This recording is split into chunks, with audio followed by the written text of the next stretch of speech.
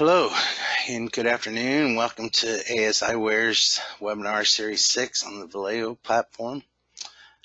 Today we are covering additional fields.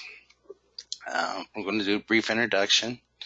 Then the next thing I'm going to show you is where additional fields are located on the Valeo system. Then I will go over the types of additional fields, and then I'll give you some examples of configuring each type. So let's go ahead and have a brief introduction now. So the value of additional fields is that it allows your organization the ability to add additional fields that can store data that is not provided by the standard fields of the Valeo platform. And the difference between additional fields and standard fields is that the standard fields is what comes in the default setup of the Valeo system. Additional fields are the fields that are added specific to your agency. So an example of this that I'm going to show you right now is on the client demographic page. Now throughout this webinar, I'm going to be switching back and forth between this system and this PowerPoint show. So I'm going to go ahead and pull up the system real fast and show you. So this is the demographic page of a client. All right, as standard out of the box default setup of what you get. So if you look down here, the bottom two fields on this screen that are standard fields is respite information and notes. Okay, now let's go over here to the table maintenance page. We're going to scroll down this right side, and we're going to go to it's called youth additional fields. Is where you set up additional fields. Right now, just to illustrate what additional field is, I went through and turned all these off yesterday. I'm going to just go ahead and turn a couple of these back on, because at this point I don't want to show you how to configure one. I just want to show you the difference. So go ahead and remove these end dates.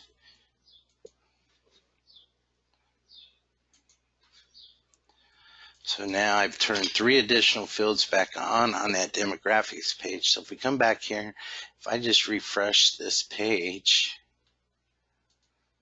now if I scroll down to the bottom, you'll see that now we've added 3 additional fields down at the bottom. So if you remember, before I went and turned those back on, the last 2 fields were the notes and respite information. Again, from the notes field up is all standard fields. And then here are the 3 additional fields that we just added. So okay, so that's a brief example of the difference between standard fields and additional fields. Okay, like I said, I'll be switching back and forth between the system and this PowerPoint show. So let's go ahead and move on to the next slide. So the next thing I want to tell you is where they can be used on this system. So the very first thing on our list, client demographics, is just what I showed you. Oop, let me go back. Referrals would be the referral screen. So, on the referral screen, we have standard fields that comes with every instance of the Valeo system, and then you can actually add additional fields to the referrals. Okay. The next one is client progress notes and client behavioral logs. Now, these are, well, before I talk about those, let's go back to client demographics and referrals. In this slideshow, I put in parentheses the word all, because in like the next 2 have agency specific. What that means is if it says all, they're system wide. All right. If they say agency specific, then you can set up one agency to have these client progress note additional fields, and another agency can have different additional fields. So that's what agency specific means. And if it's branch specific, that means one of your branch office can be configured one way with additional fields, and another one of your branch offices can be configured a different way. Okay, so let's go back down the list again. We covered client demographics and referrals. The next thing is client progress notes or client behavior logs. These are really the same thing. It depends on whether you're doing foster care residential services. They just have different names for the different programs. And again, those are agency specific. So what you set up for Boone County, you can set something up differently for Fayette County. So same way with the incidents. They're agency specific. And then in the client care module, all those things you track in the client care modules, those items themselves can have additional fields. And again, those are agency specific. For our partners that do service placements, you can add additional fields to this service placement screen, and that's system-wide. Same way if you're doing services and you're tracking the residents of your clients, then you can add additional fields to the resident screen. And again, system-wide.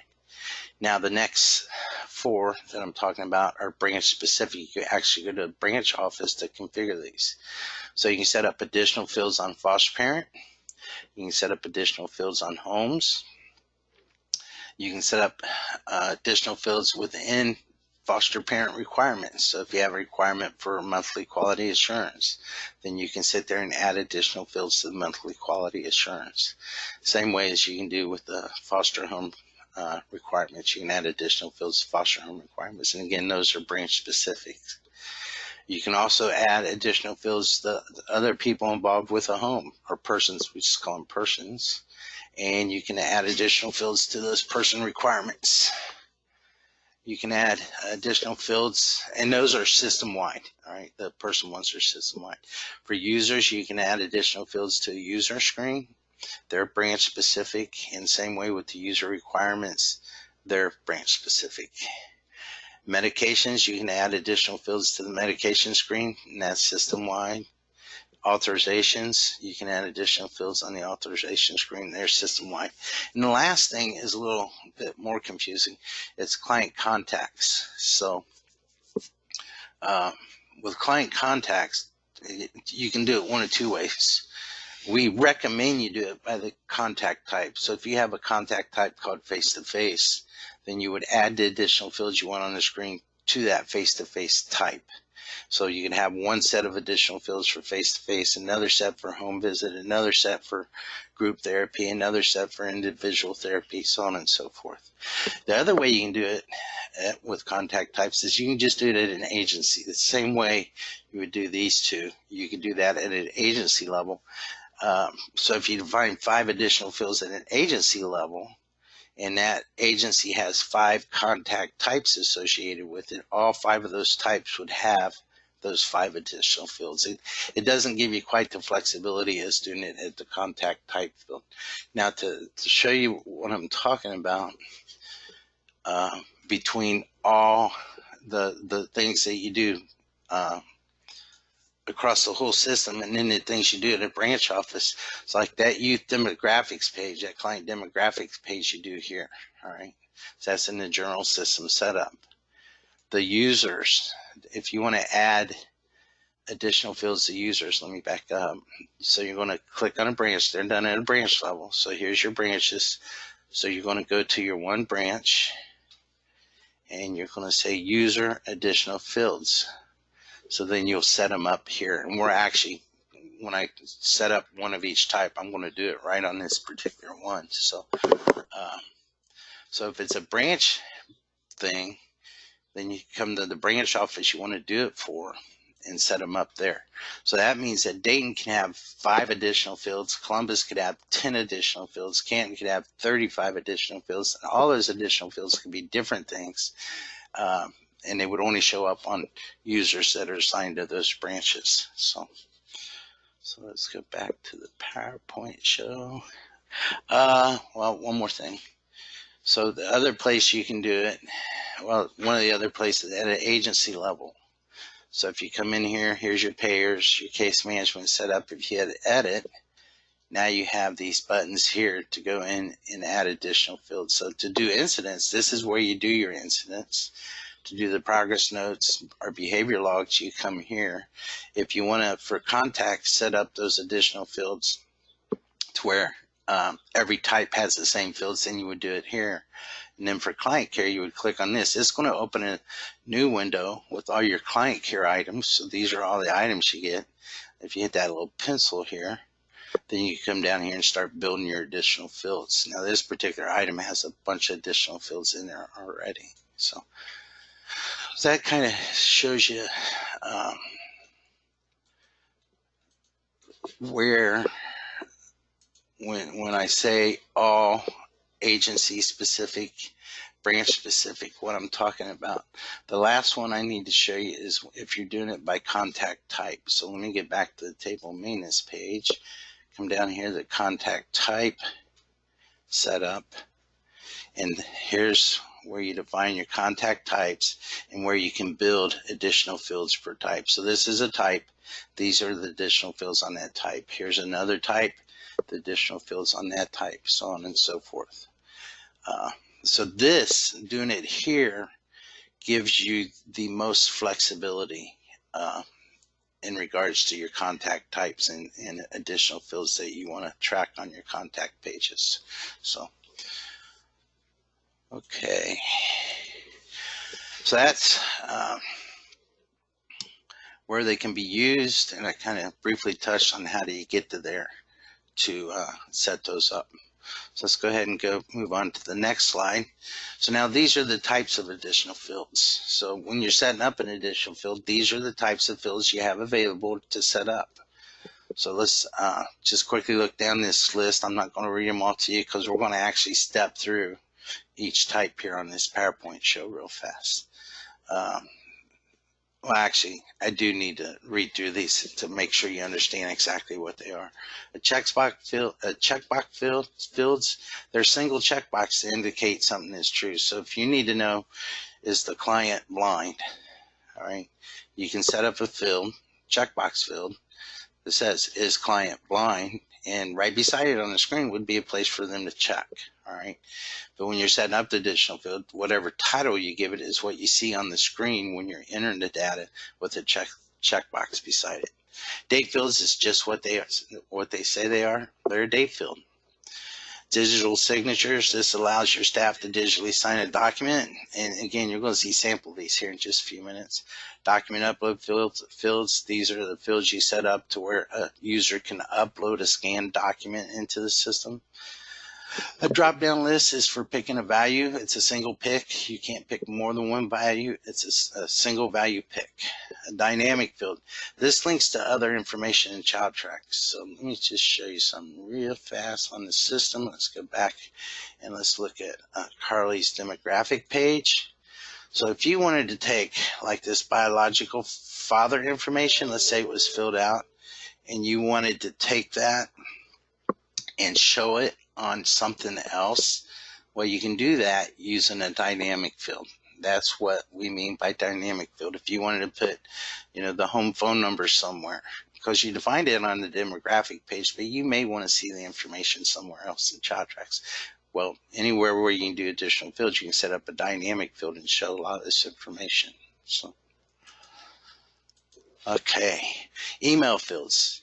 This is a place on the screen where you can just write a narrative, hit an email button, and it's going to be sent. The system will send out emails to predefined email rules, and you'll learn more about that here in a few minutes. This insert header field, it just inserts a header on the screen in the printable report. It's all it does. It's just a way to break up, the information a little bit and give it some nice sections. Hyperlink fields, this allows you to put a link to some kind of external resource. It could be a website, it could be a file share in your internal network, just on the screen, and you're going to see samples of these again. It's just a place a user can click on that hyperlink, and it's going to open a new window and take them somewhere where they can look at additional information. A multiple checkbox. This is similar to a drop-down list, other than with a multiple checkbox, you can select multiple values, not just one single value. Paragraph fields. These are very handy, and these paragraph fields can actually be used to improve your quality. You literally can, on all the screens that support additional fields on child tracks, you can put paragraphs of information in there. When you set up additional field, you're also going to either check a box or leave it unchecked that says show on printable report. So let's say on treatment plan, you wanted to put a set of instructions for your staff above a certain field. Well, they would see those instructions on the screen.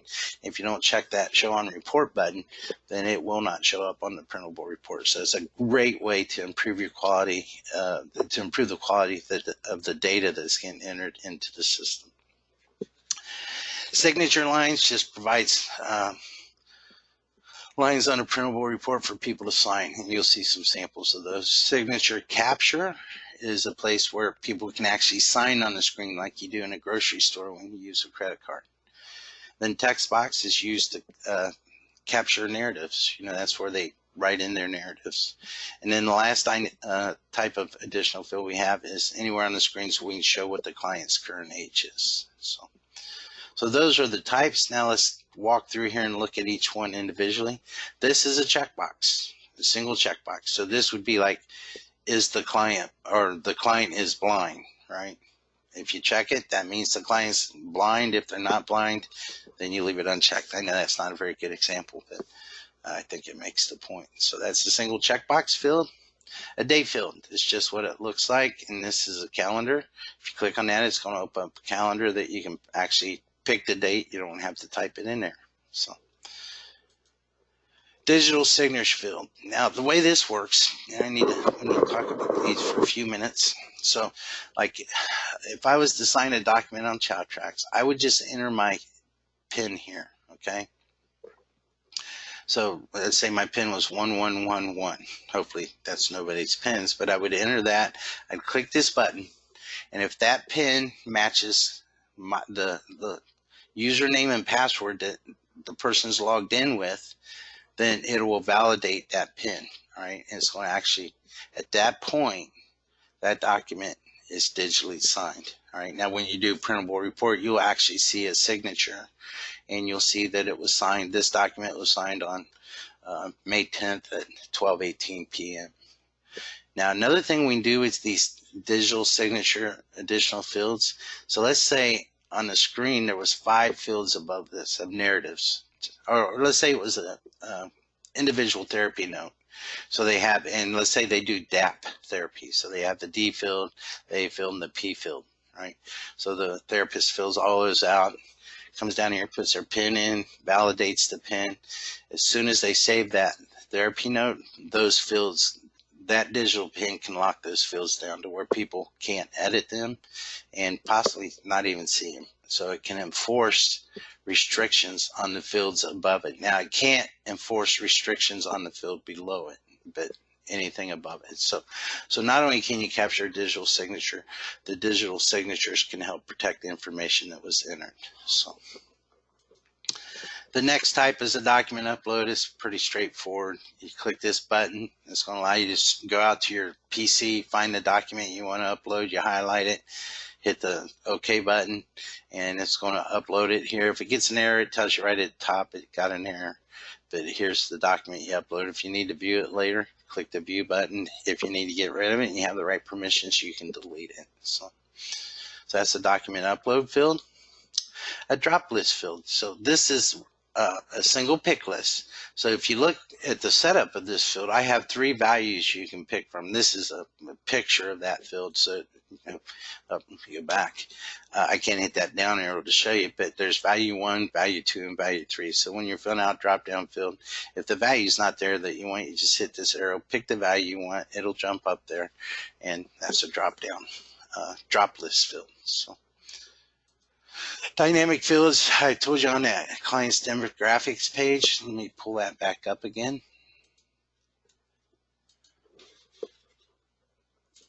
So if this was actually filled out 3, 4, 5, and I saved that, and then when I'm looking at certain things, I might want to know that information. This is how it would be displayed, okay? So it's just going to go out to that demographics page, find what those values are, pull it back, and show it on the current form that you're looking at. That's probably one of the most confusing things about additional fields is what dynamic fields do for you, but they really give you a lot of flexibility on what you're doing. So, okay, an email field. Now this works in conjunction with email rules. So like on any of the screens, it could be any of the screens that can have additional fields, you can build one of these fields to where the user entering the data for that particular item can put a note in here, hit this button, and it's going to send that note to whoever's defined for that email rule. So like when you set up the additional field as an email field, in the little paragraph box, there's a place that you can type in the name of the email rule, All right. And so let's say it's called webinar, right? So I fill this out, I hit the email, the system knows, oh, that's the email rule webinar. And if you look on research, which we'll do here in a little bit, the email rule for webinar goes to me. So it's just a quick, easy way you can do some fast communications and not let things drop through the cracks. So again, let me go back to that real fast. This information is not stored with the item. Once you hit that email button, it's gone. All right. The only history you have of all that is the email that you got in your inbox. Okay. And this, you can turn this to where it doesn't show up on a printable report. Again, we were strictly built for internal communications. Okay. Header field. I told you a header field is an easy way to split up stuff on a screen. This is what a header field looks like. That's exactly a header field. Multiple checkbox. So now this thing, so let's say this was, the title of this field was mood. And I don't remember the terms that go with that, but let's say there was 3 of them, 3 moods that the client exhibited that you need to check. You can check all 3. It allows you to check more than one. So a paragraph field. This is the type of field I told you you can just load up the system with a bunch of instructions. Well, that's an additional field type of paragraph. So literally, if this was a medical exam and there was something very important you want to tell your users that that you see a problem with, a lot of times, a lot of places where these are used is when you see typical data entry problems that it's just a lack of knowledge on the user's part. Well, you can put that knowledge in these paragraph fields on that medical field or on that client care item to track physicals and help alleviate that problem. And again, when you set this up, you can also set it up not to show on printable reports. So signature line, additional fields, here's what they are. So when you set up a signature line in that little paragraph box, you're going to type case manager, hit enter, type supervisor, hit enter, type custodian, hit enter, and type GAL and hit enter. And you'll see what I'm talking about when we go in there and look at it. And then when you do a printable report, this is what shows up, okay, on the printable report. So if you need wet signatures on something, give, whatever the title should be for that person who needs to sign it, put it in that box, and when you hit that printable report button, this is what you get for signature lines. So, okay, the next one is signature capture field. And again, this is like you do at a grocery store. You have some kind of little way to capture a live signature, right? And there's a place for somebody to type their name in, and the whatever needs to go after their name there. So it's a quick, easy way to capture signatures right on the screen.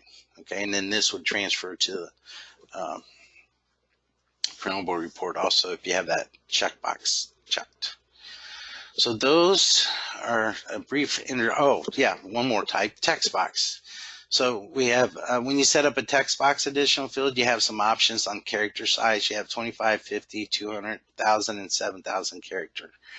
7,000 is like a page and a half of full text, all right?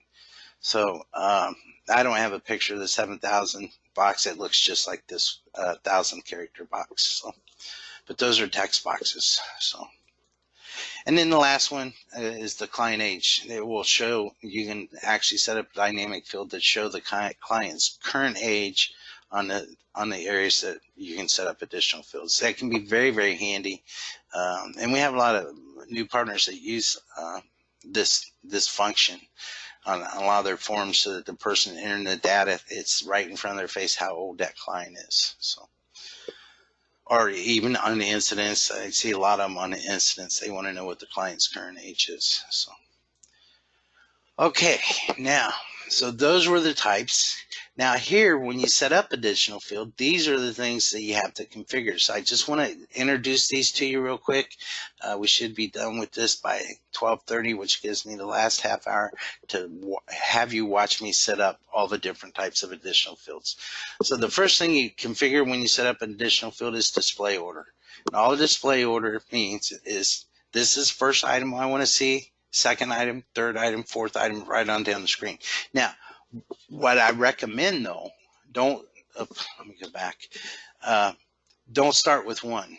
I I personally, when I set stuff up, I step them in increments of 10. So my first field is a 10, display order 10. My second field is 20. My third field is 30, so on and so forth. And the reason I do that is 2 years from now, if I need to go in and add 4 fields early in the form, and I numbered them 1, 2, 3, 4, 5, 6, 7, 8, 9, 10. Now I have to reorder all those to get those new 4 fields in there. Where if you step it in increments of 5 or 10, you have 9 spots that you can add new fields later on. So it can just save you time later on if you step those now.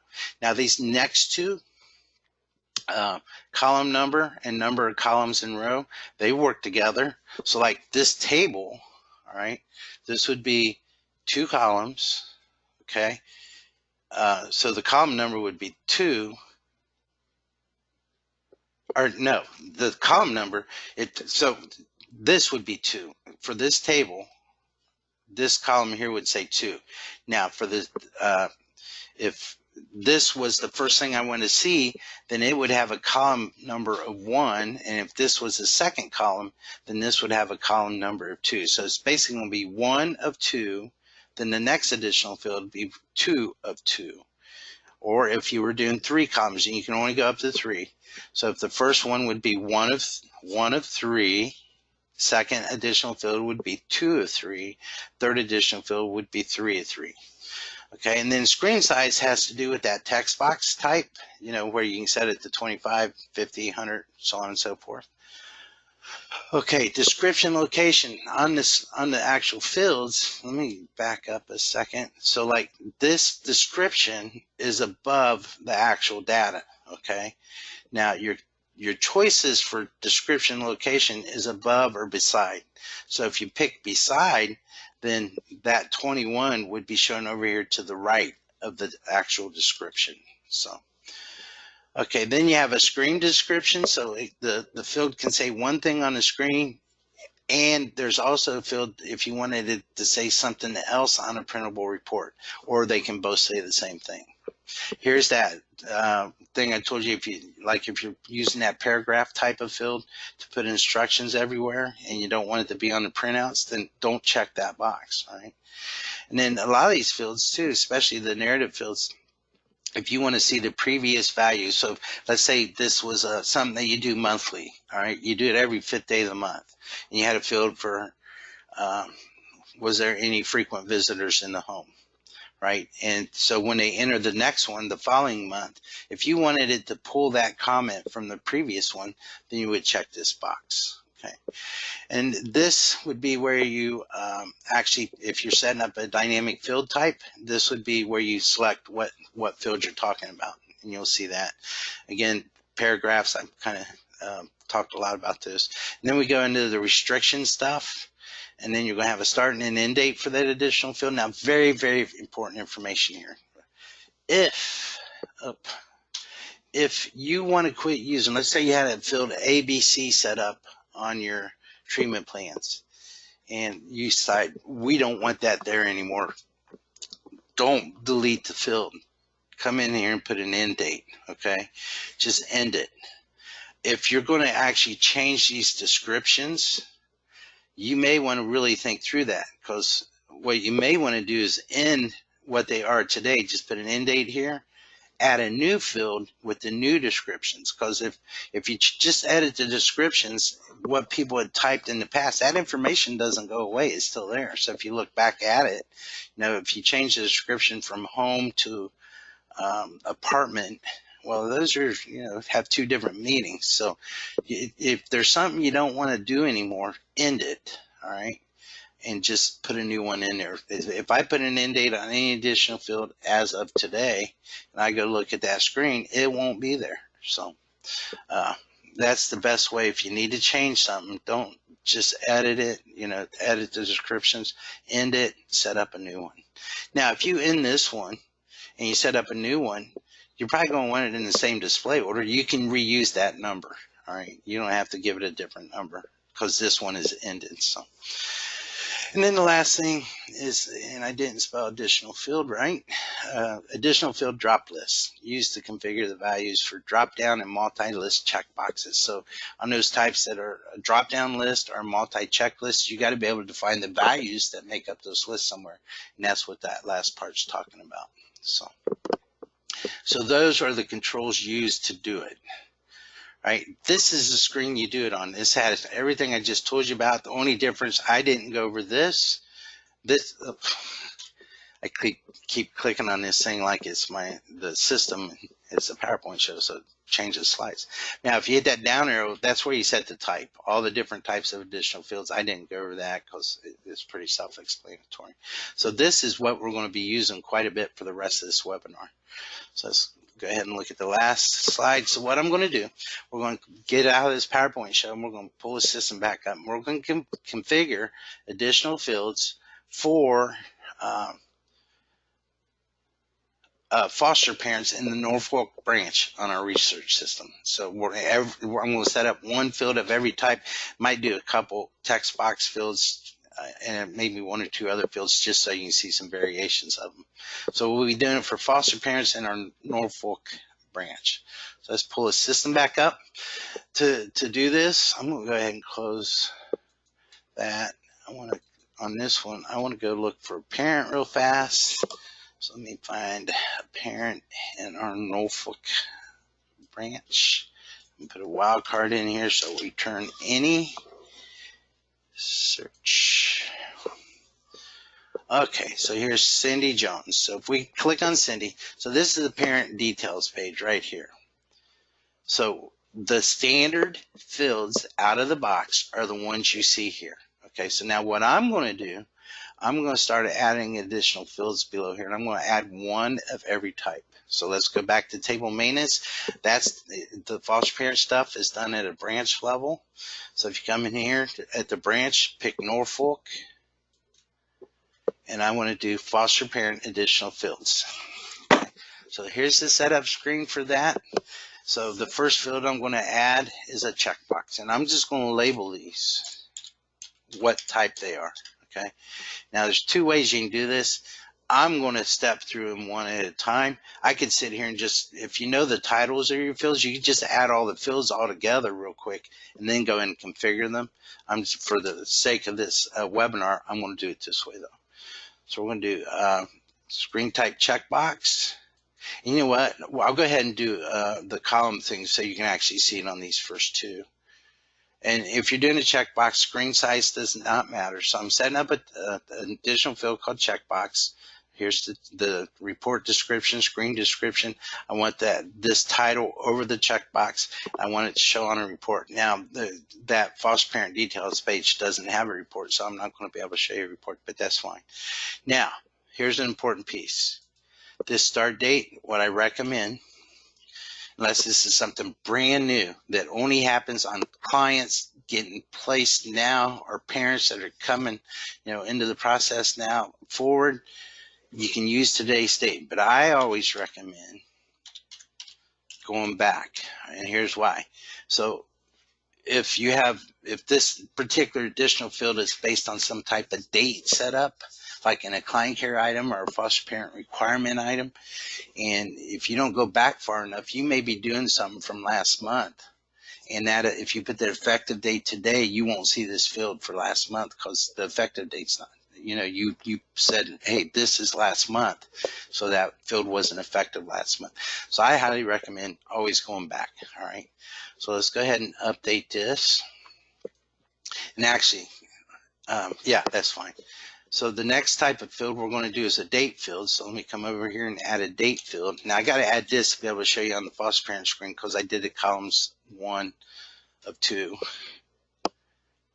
So now that's going to try to default just counting straight up, and just you manage that display order well, and you won't have any problems adding stuff later. So, and again, I always step them by 10. I think maybe one of my guys always likes doing 5, but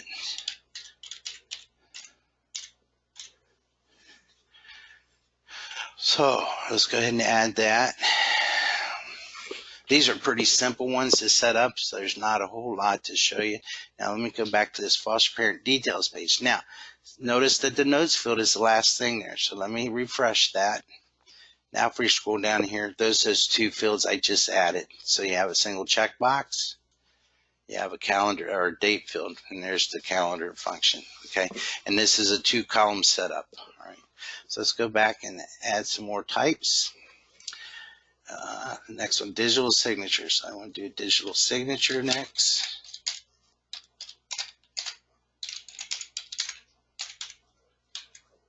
Huh, gignature. I spell it right.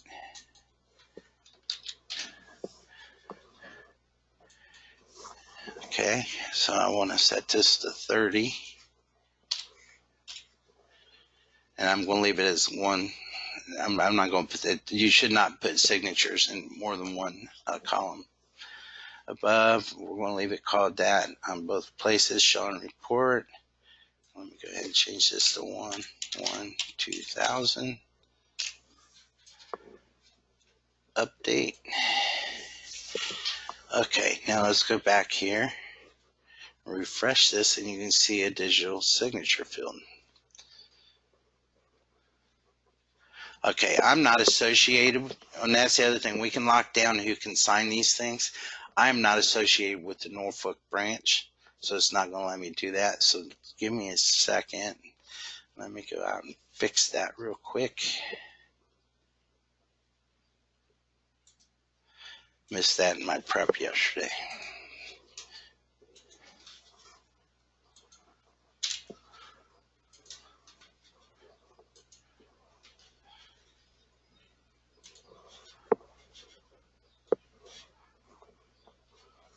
Oh no, I am. Okay, I'm not sure why that won't work right for me, but I can show you what it on something else what that looks like. Now, this is where that digital signature would be. So let's keep moving forward, and I'll go back and show you. So, okay, the next one we're going to do is a document upload.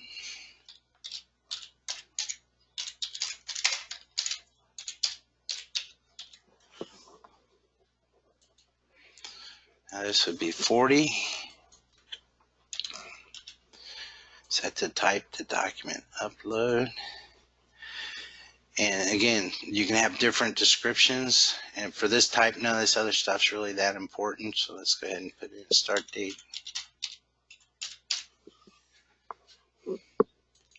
Update. Let me go ahead and add a couple more before we switch back. We'll do a drop list next.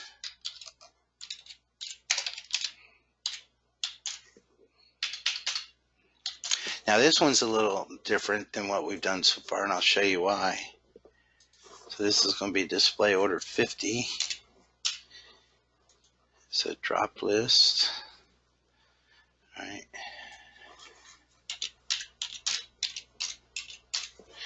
So let's add that. Now let's go look at the parent details page at that drop list that's going to show up. And there's going to be a problem with it. The problem is there's no values. Okay, see how they're blank? So if we go back to the setup screen,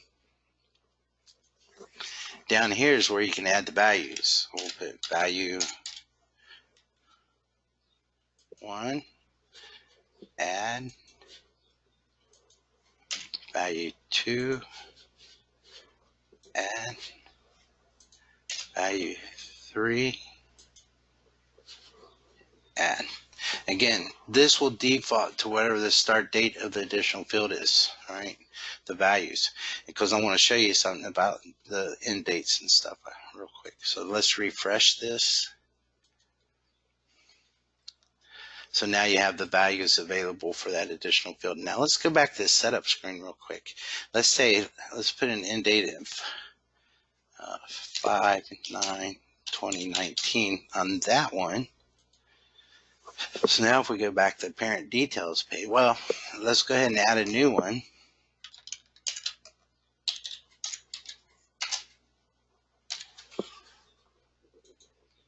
Okay, now let's go back to the parent details page, refresh it, and you will see that now value 3 is no longer an option, but value 4 is. Okay, so we turned off value 3 and we turned on value 4. Now, if that was a mistake and you really want 3 back there, just delete that out of there, hit update, and when you go back, refresh that page, now you're going to see value 3 is back. So, okay, that was really a good way to give a sample of that. So the next field we want to set up is a dynamic field. So this is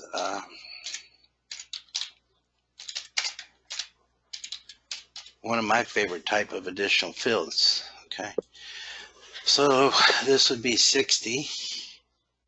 Now we're on a foster parent, so what type of dynamic information do we want to see? So let's see what's available. So I set the type to dynamic, and I'm not doing any columns or any of that anymore. And again, screen size is only relevant to text box. So when we do text box, then we got to set the screen size. So we're going to do dynamic field. And then this window here, which we haven't touched yet, shows you all the different stuff that we have that are dynamic fields for foster parents. Okay, so let's see. These people probably do not have any of this stuff set up, because I don't have any of this stuff set up. And I'm going to go ahead and just show date tracker stuff, because I'll just enter one real quick. So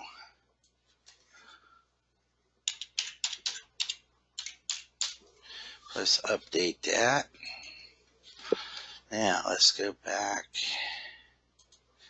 Parent details. There's that. It's getting an error, so let me try something real fast. I don't know if I actually have that configured for Norfolk or not. So let me add a.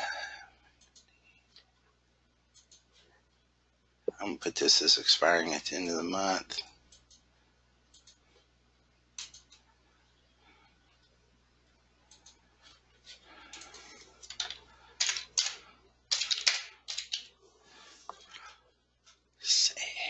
Now let me go back here,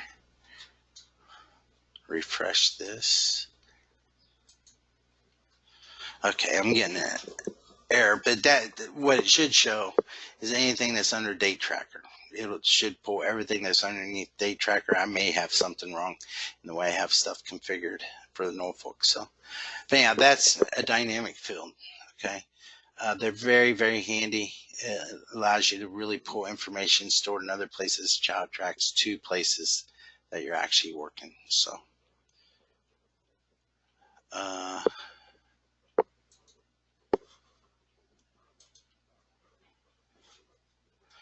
anyhow, okay, the next type of field we want to add is an email field. And I do have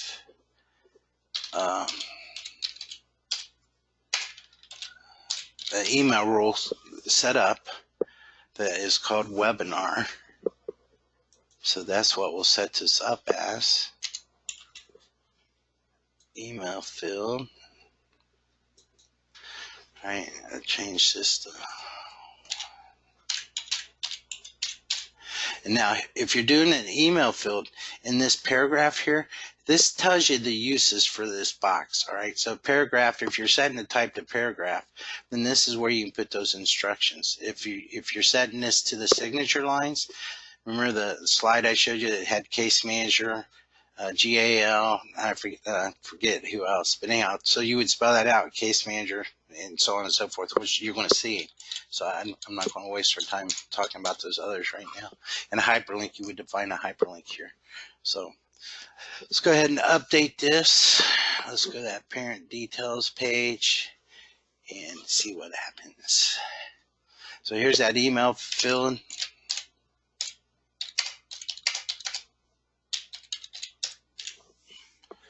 Click that button and notice how the information's gone now.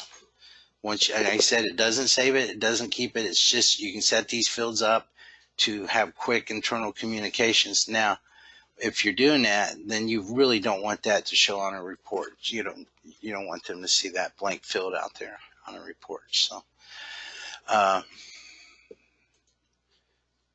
me see if that's come into my inbox real quick.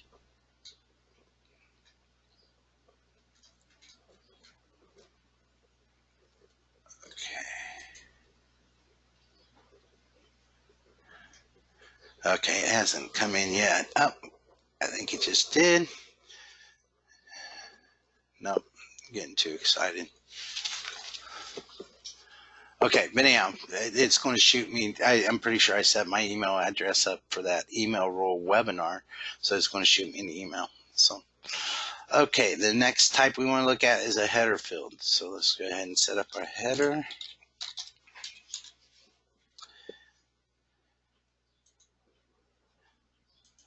This would be 80 header. Start date 1/1/2000. Update. Now let's go refresh this. And here's that header field. So it just puts a dark line across, and whatever value you put for screen description would show there. On a report, you'd see the report description, not the screen description. So header, hyperlink. I'm going to go ahead and add this. I'm not going to be able to set this up because I'd have to go find the actual command in another spot to build this hyperlink.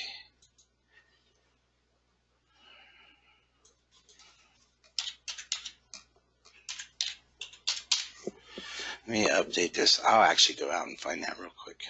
It won't take long.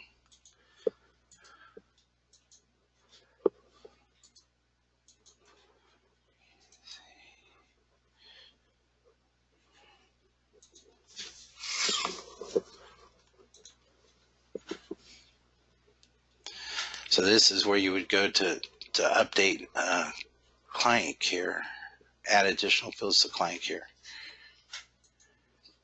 Here's the actual syntax for that. If you're setting up a hyperlink on one of these, you may need to log a ticket to have our help desk with you, help you with the command to actually put in there. So let me paste that in there, update it. Now if we go look at that parent details, refresh that. There's that hyperlink to WebMD. So if a user clicks on that, it opens in a new tab and takes you out to WebMD. All right. So there's WebMD. I'm not going to leave that open, but okay. So that's a hyperlink. Next one is multiple checkbox.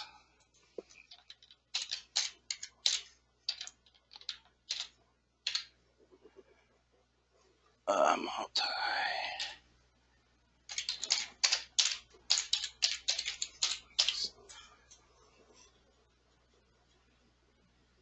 Help if I spelled it right.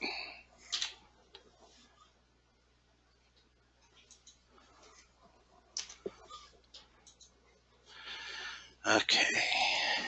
So I set this at 100.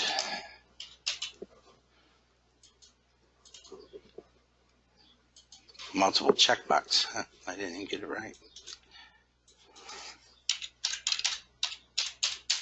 So the first thing you want to do before you build your list is update the top part.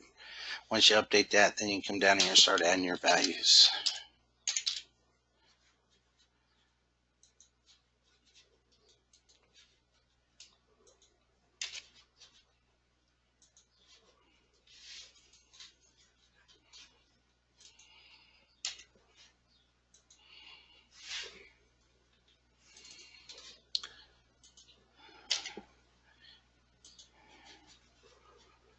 Okay, so that's a multiple checkbox. Let's go check that out. Check out our checkbox. So if I go to the right screen, parent details, let's refresh that. So here's that. So if you want to click multiple values, you can save it, and then this saves those values. So, okay. The next one is a paragraph. This is where you can actually put instructions.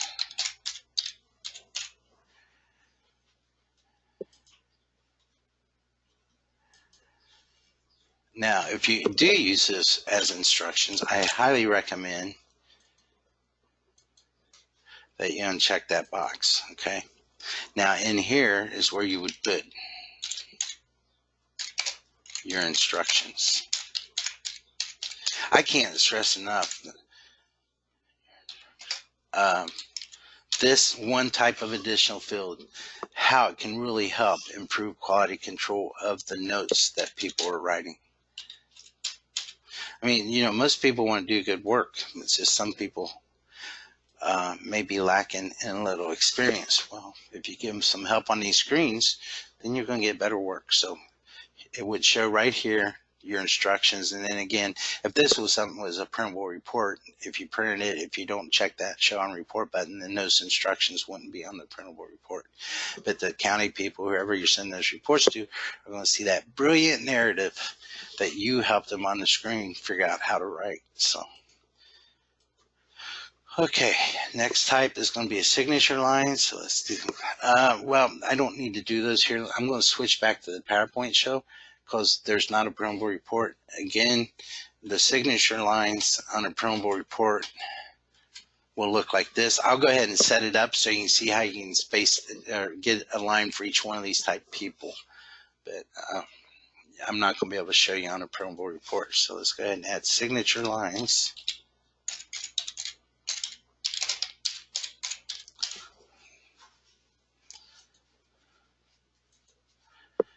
Do this 110.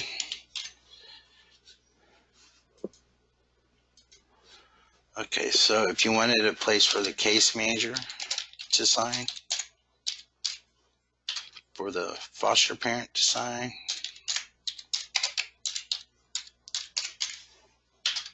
for the supervisor to sign, that's all you have to do. Of course, I'm going to put that 1-1.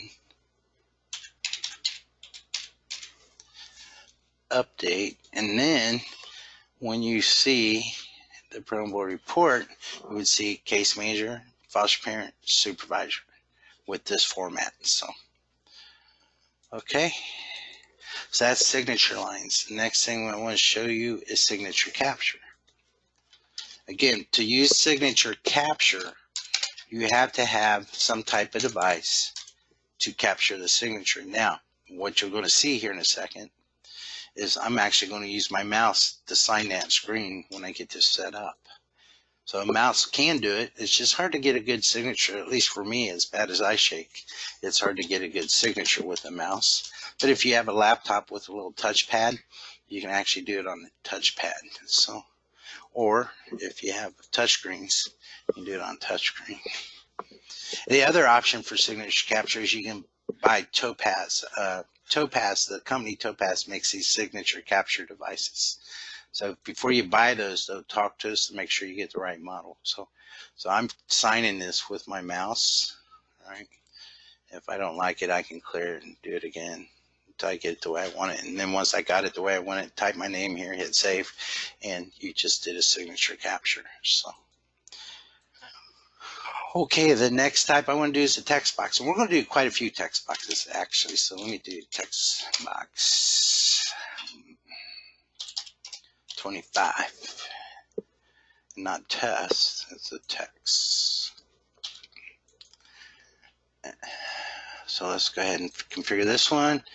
Now, it's the first time we've had to worry about another field. Right, so that's text box. That's where this comes into play. Now, I defaulted to 25, so I'm going to leave that alone because that's the type I'm setting up as a 25 character text box. But I want to add a couple more before we go look at it. So let me do a text box 100. I won't do every value. I don't want to bore you all to death. So. Now, if you're like me, I sometimes forget my last display order. Just click on it. You can go back and set it.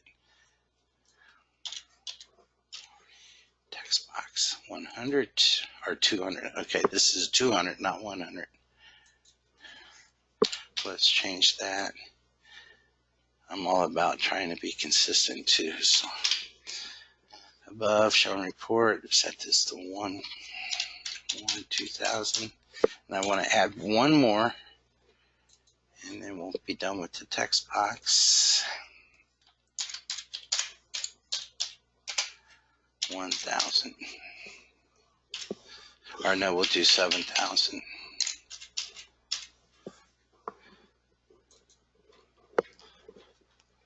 I forgot my display order again, so this is going to be 150.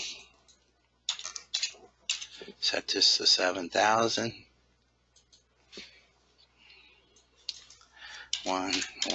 2000. Update. Now let's go look at that parent details page.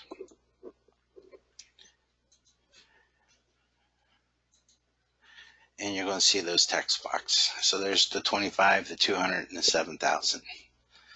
Okay, the last type of additional field is the client age. This is not a client, so I can't put it on here, but we can go look at, we're going to go over here, and we're going to add an additional field to this medical exam real quick and set it up to client age.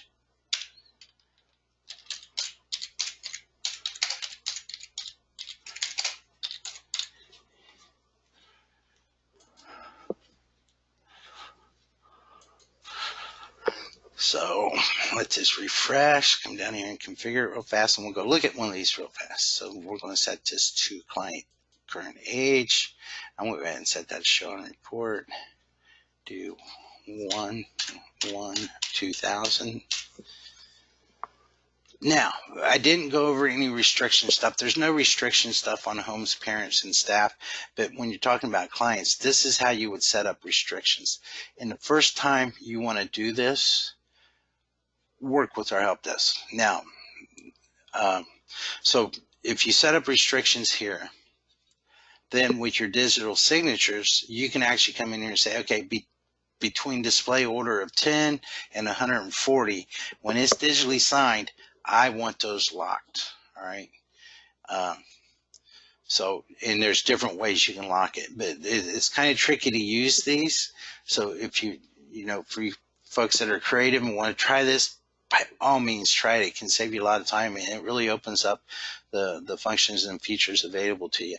But just, you know, shoot a ticket to the help desk and say, hey, here's what I'm trying to do. Walk me through the user restriction stuff. Like I said, it's kind of tricky. I may on a coming up webinar just make this like a 15 or 20 minute section in an upcoming webinar, but right now we're about out of time as we said, so I don't want to do it right now. So let me go here to foster care census, find Tom Cruiser. There's Tom. Click on his name and go look at his medical exam, and we should, if I pick the right agency, we should see client's current age at the bottom of the screen. Yep, client current age is 24. All right. So that kind of concludes this webinar. Thank you, and you'll be receiving the email soon with a link to the recording. Thank you. Any questions? I'm sorry. Is there any questions? I'm turning everybody's mics on. Well, I'm trying to, but it's not letting me. Oh, you guys muted yourself today, so you have to unmute yourself if you have any questions. So, okay. Thank you.